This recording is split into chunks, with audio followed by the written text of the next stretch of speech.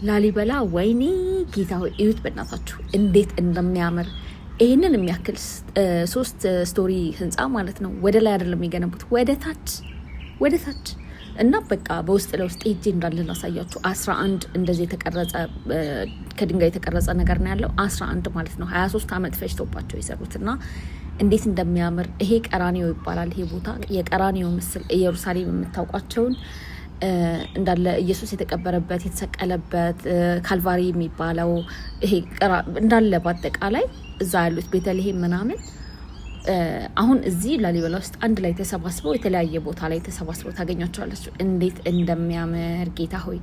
እና እኔ ማመን ያቃተኝ ይሄንን ነገር ለመረዳት የሆነ አይነት መንፈሳዊ ኃይል ያስፈልጋቸዋል። በጣም በቃ ቀኑ ሙሉ ነው የፈጃብን እያንዳንዱ ነገር በዝርዝር እየገባን ስናይ ማለት ነውና ይሄ በቃ ለጥ ያለ ሜዳ ነበረ፣ ለጥ ያለ የድንጋይ ሜዳ ነበረና የሆነች ቀይት የምትባል ሁላ ሴትዮ ነበረች። ከዚህ በታች ያለውን ቦታ ቀይት የምትባለውን ሴትዮ ላሊበላ ጊደር ሰተዋት ማለት ነው። 40 ጊደር ሰተዋት ምናምን አስለቀቋትና ከዛ ቤተክርስቲያን ሰርተውበታል። ቤተ ጊዮርጊስን ሳይሆን ሌላ ከዚህ በታች ያለው ማለት ነው። እዩት እንደሚያምር 3 ስቶሪ ህንጻ ነው የተሰራው እዚህ ላይ። በጣም ሁሉ ይገረመኝ ማለት ነው። ከታች ወደ ላይ እኮ ድንጋይ የተደራረበ ይሰራል። ከላይ ወደ ታች መጀመሪያ እንደዚህ ስኬች ጨርሰው ምናምን ከዛ በኋላ መስኮት ላይ ሲደርሱ መስኮት ቀርጸው በመስኮት ውስጥ ገብተው እንደገና ኢንቴሪየሩን ደግሞ በመስኮት ውስጥ ገብተው ነው የሰሩትና ይሄንን እኔ ባለኛ አቅም መረዳት አልችልም። ሃይማኖተኛ ሰዎች መረዳት እንግዲህ አላውቅም።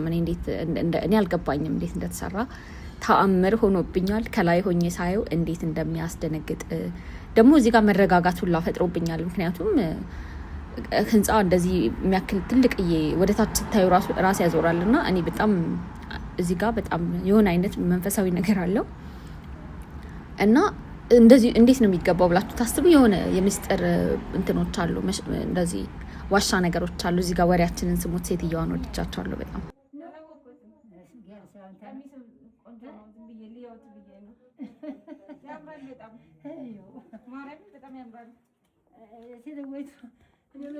እዚህ ጋር በቃ እማዬ ቀሚሶት ያምራል ምናምን ስላቸው እንዴ ታውቂኛለሽ እንዴ ምናምን ብለው በጣም ደስ አላቸው። ግን እንደው ከፈለግሽ እሰጥሻለሁ ይሄን ያህል ወደውሽው ምናምን ብለው ኦፈር ስላደረጉልኝ እኔ በጣም ክብር ነው የተሰማኝ፣ ኩራት ነው የተሰማኝ። ልክ እዚህ ጋር ማለት ነው በዋሻ በኩል ገብታችሁ እዚህ ጋር ስትደርሱ ወደ ላይ ቀና ስትሉ ይሄማ የሆነ አይነት የሚገርም አይነት አርኪቴክቸር ነው ያለው። በጣም በጣም ያምራል። ውስጡ ድረስ ገባን እና ይሄ ቤተ ጊዮርጊስ ይባላል። ንጉስ ላሊበላ 11ዱን ምናምን ጨርሰው ሰርተው ማለት ነው መጨረሻ ላይ በጣም ኤክስፐርት ከሆኑ በኋላ ይሄ ነው እዚህ ጋር ነው በጣም ኤክስፐርቲዛቸውን ያሳዩት ማለት ነው። እንዴት ፐርፌክት የሆነ እንደሆነ እንዴት አይነት ቆንጆ ከት እንዳለው በቃ ልኬቱ ምናምን ይሄ ያለው ሜጀርመንት እንዴት አይነት ፐርፌክት ነገር እንደሆነ ልነግራችሁ አልችልም። እና ይሁላ ከአንድ ድንጋይ ነው የተፈለፈለው የሚለው ነገር በጣም ትንሽ ከባድ ነው ለኔ እና በጣም ያምራል። በጣም በቃ አስደናቂ ነገር ነው። መነኮሳት አሉ በግራ በቀኝ ምናምን እዛ ውስጥ ሆነው የሚጸልዩ ምናምን የሚያስተዳድሩ እነዚህ በጣም ደስ የሚሉ ሰዎች ናቸው። ገባን እና እዚህ ጋር በጣም ብዙ ሃይማኖታዊ ነገሮች አሉ፣ በጣም የሚያማምሩ ነገሮች፣ ሁሉም ትርጉም አለው። እና ንጉስ ላሊበላ ይህንን ቤተክርስቲያን ሰርተው ቀርጸው ከጨረሱ በኋላ ምናምን እዚህ ውስጥ ነው ያስቀመጡት። ይሄ መፈልፈያውን ድንጋይ መቀጥቀጫውን ምናምን እንዳለ ነገሩን ሰርተው እዚህ ሳጥን ውስጥ ያስቀመጡት። ይሄ ቤተ ጊዮርጊስ የንጉስ ላሊበላ የመጨረሻ ስራቸው ነው ማለት ነው።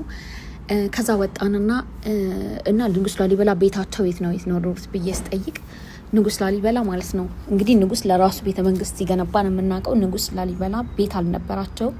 ልክ እንደ አብርሃም ማለት ነው ከሚስታቸው ከወይዘሮ ክብራ መስቀል ጋር ድንኳን ውስጥ ነበር የሚኖሩት ማለት ነው። እንግዲህ ንጉስም ቅዱስም ላሊበላ ማለት ነው ለ40 ዓመት ሬና አድርገዋል። ለ40 ዓመት አራቱም ሌሎቹም ነገስታት ለ40 ዓመት ነው የገዙት በዚህ ዘመን።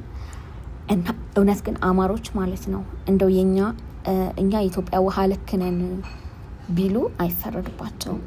እኛ ውሃ ልክ ነን፣ እኛ የኢትዮጵያ ብሉ ፕሪንት ነን ቢሉ አይፈረድባቸውም። እዩ አባቶቻቸው ነገስታቱ የሰሩትን ስራ ብቻ እዩ ማለት ነው። ይሄ በጣም ማርኬት መደረግ አለበት።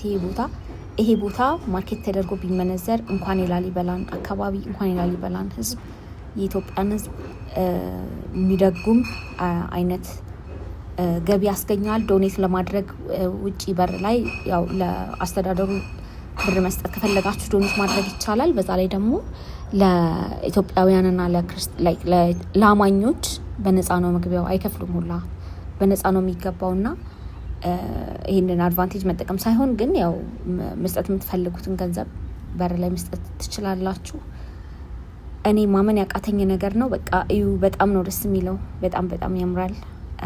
እና ንጉስ ላሊበላ ከቀይት ከምትባለው የመሬት ከበርቴ ጋር ቁጭ ብለው ተነጋግረው በዛ ዘመን አስቡት እና መሬቱን ይሄንን ልቀቂልኝ ቤተክርስቲያን አንጽበት ነው ምናምን ሲሏት፣ አዎ እንግዲህ ታዲያ በነፃማ አለቅም ምናምን አለች። በስነ ስርዓት በክብር ከአንዲት ገበሬ ጋር ቁጭ ብለው ተነጋግረው 40 ጊደር ሰጧትና ከዛ በ40 ጊደር ይሄንን ከዚህ በታች ያለውን ሙሉ መሬት ለቀቀችላቸው ማለት ነውና ይሄን ይመስላል። እዚህ ጋር ደግሞ የእንትን ነው የሲኦል ምሳሌ ነው። ወደ 5 ደቂቃ ምናምን የሚሆን ጨለማ ውስጥ ተጉዘን ወጥተናል እና ከሲኦል በመውጣት ራሱ ደስ ብሎኛል።